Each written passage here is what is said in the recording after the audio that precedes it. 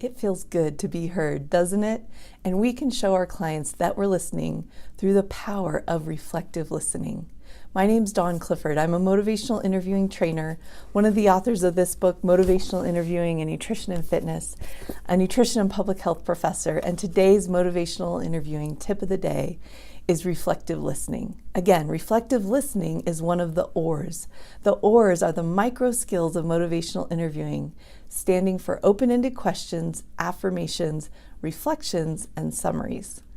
Reflective listening is one of the most important skills to master in motivational interviewing.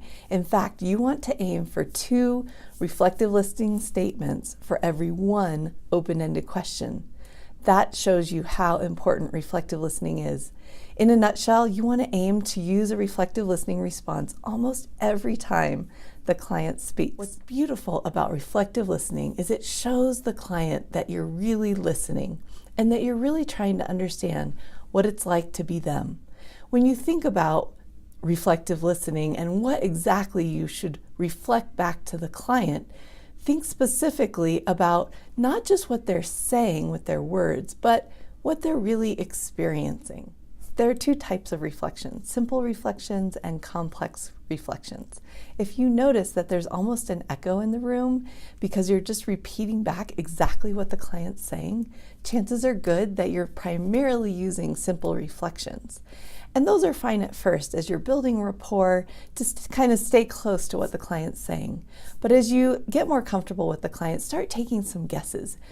Transition more to complex reflections, where you reflect what you hear, but your reflection kind of goes beyond what the client's saying, and you start taking guesses at what the client is experiencing.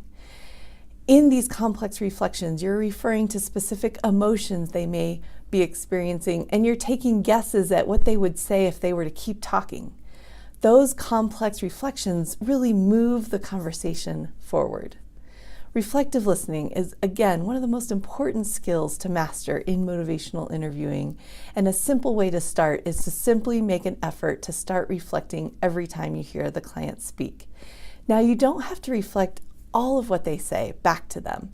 In fact, the most powerful reflections can be the shortest reflections. So simply listen very carefully to what they're saying with their mouth, what they're saying with their body, and pick out just a key piece that you'd like them to hear back. Often, reflective listening focuses on change talk. So especially when you hear change talk, that is the most important time to use reflective listening. My name's Dawn Clifford. This has been your motivational interviewing tip of the day, the power of reflective listening.